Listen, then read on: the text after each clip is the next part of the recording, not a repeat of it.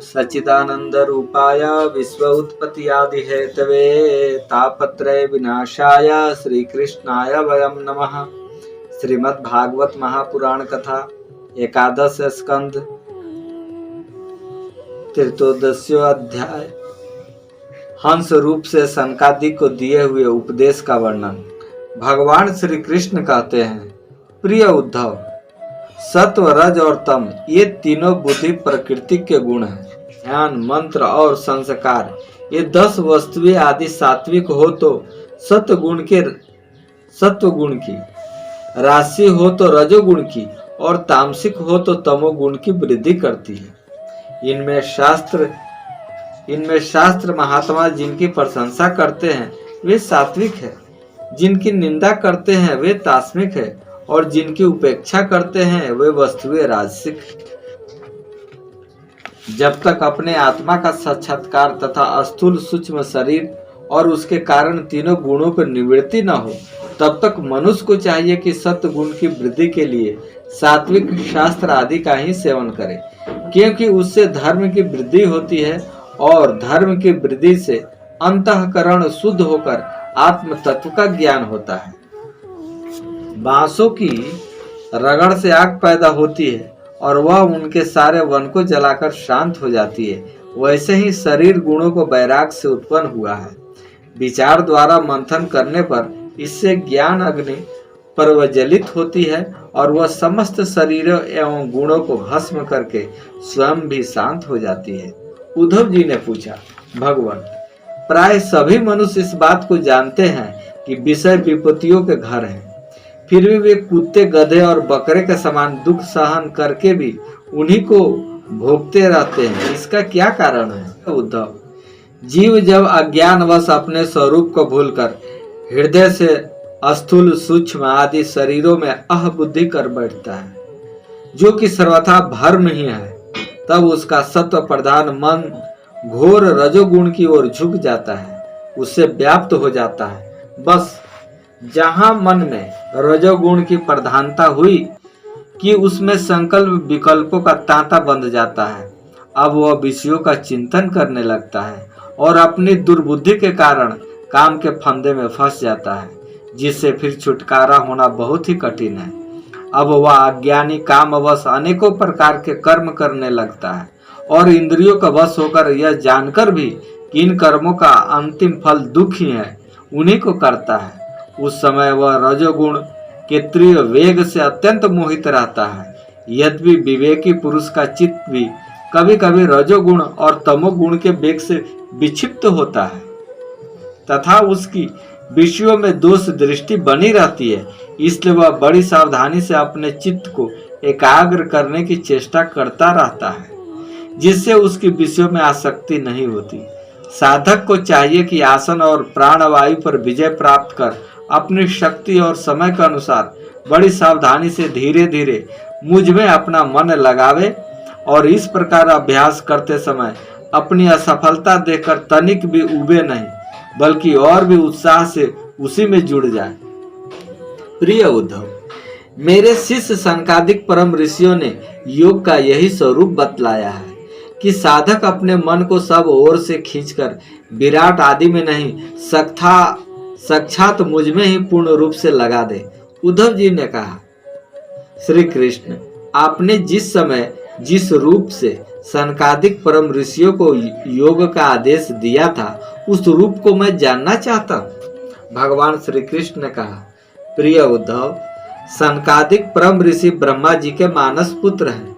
उन्होंने एक बार अपने पिता से योग की सूक्ष्म अंतिम सीमा के संबंध में इस प्रकार प्रश्न किया।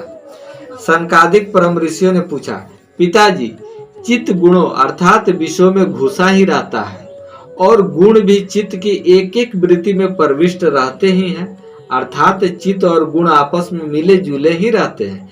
ऐसी स्थिति में जो पुरुष इस संसार सागर से पार होकर मुक्ति पद प्राप्त करना चाहता है, वह इन दोनों को एक दूसरे से अलग कैसे कर सकता है? भगवान श्री कृष्ण ने कहा, प्रिय उद्धव, यद्यपि ब्रह्मा जी सब देवताओं को शिरोमणि, स्वयंभू और प्राणियों के जन्मदाता हैं, फिर भी सनकादिक परम ऋषियों को इस प्रकार पूछने पर ध्यान करके भी वे इस प्रश्न का मूल कारण न समझ सके, क्योंकि उनकी बुद्धि कर्म प्रवण थी। उद्धव, उस समय ब्रह्मा जी ने इस प्रश्न का उत्तर देने के लिए भक्ति भाव से मेरा चिंतन किया। तब मैं हंस का रूप धारण करके उनके सामने प्रकट हुआ। मुझे देखकर सनकादिक ब्रह्मा जी को आगे करके मेरे पास आए और उन्होंने मेरे चरणों की वंदना करके मुझसे पूछा कि आप कौन हैं? प्रिय उद्धव, सनकादिक परमार्थ तत्व के जिज्ञासु थे, इसलिए उनके पूछने पर उस समय मैंने जो कुछ कहा वह मैं तुमसे कहता हूँ, सुनो। ब्राह्मणों, यदि परमार्थ रूप वस्तु नाना तत्व से सर्वथा रहित है, तब आत्मा के संबंध में आप लोगों का ऐसा प्रश्न कैसे युक्ति संगत हो सकता है? अथवा मैं यदि उत्तर देने के लिए बोलूं भी तो किस जाति, गुण, क्रिया और संबंध आदि का आश्रय लेकर उत्तर दूं? देवता, मनुष्य, पशु, पक्षी आदि सभी शरीर पंचभूतात्मक होने के कारण अभिन्न ही है और परमार्थ स्वरूप से अभिन्न है। ऐसी स्थिति में आप कौन हैं? आप लोगों का यह प्रश्न भी केवल वाणी का व्यवहार है, विचार पूर्वक नहीं है, अतः निरर्थक है। मन से, वाणी से, दृष्टि से तथा अन्य इंद्रियों से जो कुछ भी ग्रहण किया जाता है वह सब मैं ही हूँ, मुझसे भिन्न और कुछ नहीं है। यह सिद्धांत आप लोग तत्व विचार के द्वारा समझ लीजिए। पुत्रों, यह चित्त चिंतन करते करते विषयाकार हो जाता है और विषय चित्त में प्रविष्ट हो जाते हैं, यह बात सत्य है। तथापि विषय और चित्त ये दोनों ही मेरे स्वरूपभूत जीव के देह है, उपाधि है। अर्थात आत्मा का चित्त और विषयों के साथ कोई संबंध ही नहीं है। इसलिए बार बार विषयों का सेवन करते रहने से जो चित्त विषयों में आसक्त हो गया है और विषय भी चित्त में प्रविष्ट हो गए हैं, इन दोनों को अपने वास्तविकता से अभिन्न मुझ परमात्मा का साक्षात्कार करके त्याग देना चाहिए। जागृत, स्वप्न और सुषुप्ति ये तीनों अवस्थाएं सत्व गुणों के अनुसार होती है और बुद्धि की वृत्तियां है, सच्चिदानंद का स्वभाव नहीं। इन वृत्तियों का साक्षी होने के कारण जीव उनसे विलक्षण है। यह सिद्धांत श्रुति, युक्ति, अनुभूति से युक्त है, क्योंकि बुद्धि वृत्तियों के द्वारा होने वाला यह बंधन ही आत्मा में त्रिगुणमय वृत्तियों का दान करता है। इसलिए तीनों अवस्थाओं से विलक्षण और उनमें अनुगत मुझ तुर्य तत्व में स्थित होकर इस बुद्धि के बंधन का परित्याग कर दे, तब विषय और चित्त दोनों का युगपुत त्याग हो जाता है। यह बंधन अहंकार की रचना है और यही आत्मा के परिपूर्णतम सत्य, अखंड ज्ञान और परमानंद स्वरूप को छिपा देता है। इस बात को जानकर विरक्त हो जाएं और अपने तीन अवस्थाओं से अनुगत तुरीय स्वरूप में होकर संसार की चिंता को छोड़ दे।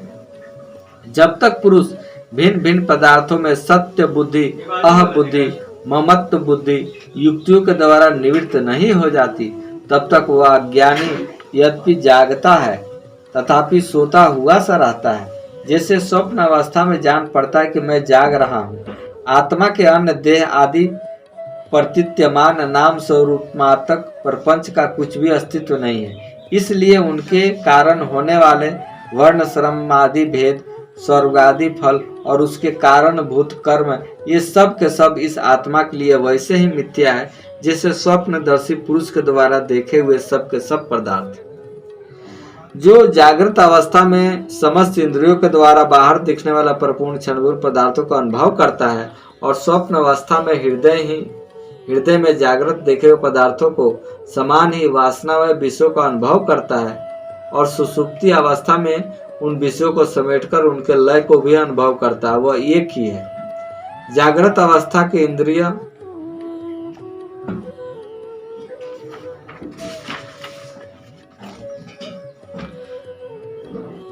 मैं समस्त गुणों से रहित हूँ और किसी का अपेक्षा नहीं करता, फिर भी साम, असंगता आदि सभी गुण मेरा ही सेवन करते, मुझ में ही प्रतिष्ठित है, क्योंकि मैं सबका हितैषी, सुहृद, प्रियतम और आत्मा हूँ। सच पूछो तो उन्हें गुण कहना भी ठीक नहीं है, क्योंकि वे सत्वादि गुणों के परिणाम भी नहीं और नित्य है। प्रिय उद्धव, इस प्रकार मैंने सनकादिक मुनि के संशय मिटा दिए। उन्होंने परम भक्ति से मेरी पूजा की और स्तुतियों द्वारा मेरी महिमा का गान किया। जब उन परम ऋषियों ने भली भांति मेरी पूजा और स्तुति कर ली, तब मैं ब्रह्मा जी के सामने से अदृश्य होकर अपने धाम में लौट आया। शेष अगले अंक में। राधे राधे।